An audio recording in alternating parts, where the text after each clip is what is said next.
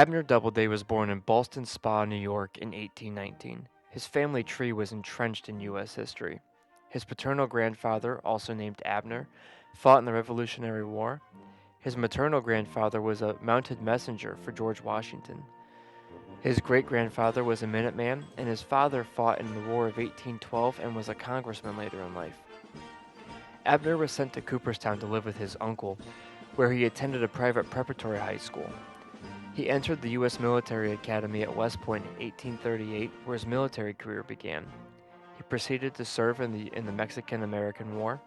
He served in the Seminole Wars, and most famously military-wise, served in the Civil War. He was a captain in the Union Army. He was second in command in the garrison at Fort Sumter, and famously fired their first return shot when the Confederates bombarded Fort Sumter on April 12, 1861. Later, he led his men in battle at Antietam, and after his corps commander was killed very early in the Battle of Gettysburg, Abner Doubleday took command of the corps. He was replaced the next day and then was wounded in the neck. Later, he rode with Lincoln on the train to Gettysburg for the Gettysburg Address, where he and his wife were in attendance. However, Abner is most famous for his association with baseball. Allegedly, he had invented baseball in 1839 in the Elihu Finney's cow pasture in Cooperstown, New York. Later, in 1905, the Mills Commission was formed to determine the origin of baseball.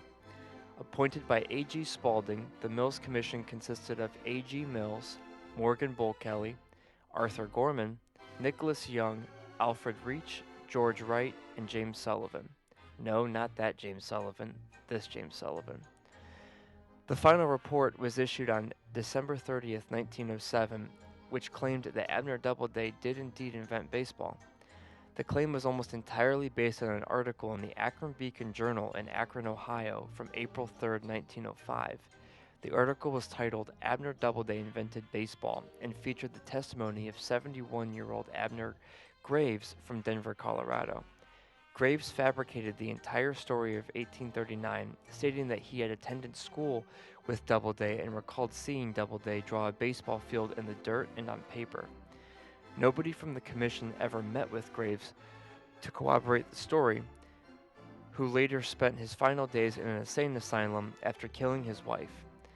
Had they questioned the story, they would have found that Graves was 5 years old in 1839, and Doubleday was enrolled in the military academy at West Point at the time.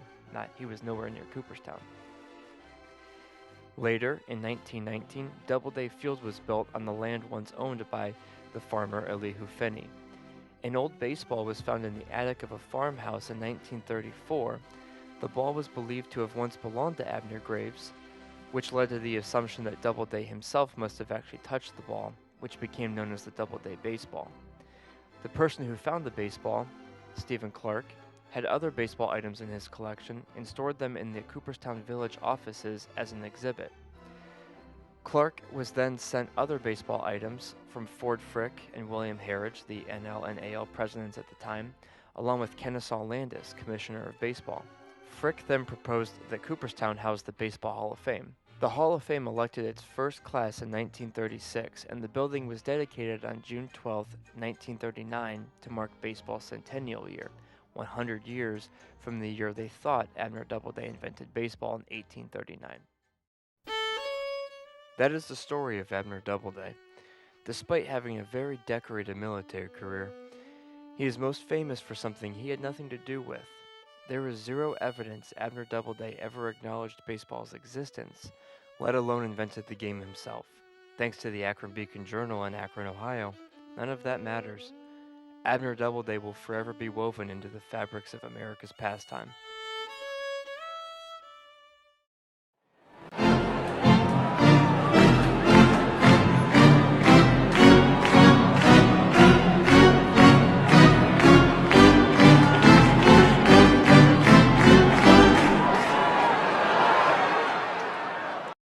Hey everyone, Kyle here, collecting America's pastime. Hope you guys are having a great start to the new year. Happy 2026. Thank you very much for watching the first part of this video. I know there's a bit of a long story, but Quite frankly, the Abner Doubleday story is something that isn't told in its entirety very often, and there's a lot of stuff that, as I was putting this together and learning, or putting this together, I learned from the story myself. So what prompted this was actually a pretty big mail day today. After I appeared on the Cardboard and Cold Ones podcast with Sammy Thunder and Jason Everyday Card Collector, one of my old cards, quote unquote, was a CDV Abner Doubleday that was featured, and I realized after that episode that I really missed owning a CDV Doubleday. So I put a saved search on eBay, and I think the next day or the day after, ironically, a CDV Abner Doubleday popped up, and it's one I haven't seen before. It was really cool, and it snap sold within an hour or two. So I missed out on that, but I was talking to the seller on eBay, and he gave me a website that is how he got some of his Civil War CDVs. And sure enough, I went on there and I found 2 Abner Doubleday CDVs and contacted the guy who had them. And he basically gave me a pretty good deal if I bought both of them. So I did. And here they are. The one is the exact one essentially that I owned previously. It's the General Abner Doubleday. I think it's circa 1862. It's a Matthew Brady, very, very cool image, very cool piece of history. The other is another CDV, but it shows him as captain, which he was in 1861, the start of the Civil War. That's when he fired the first shot at Fort Sumter. So this one has the spelling error.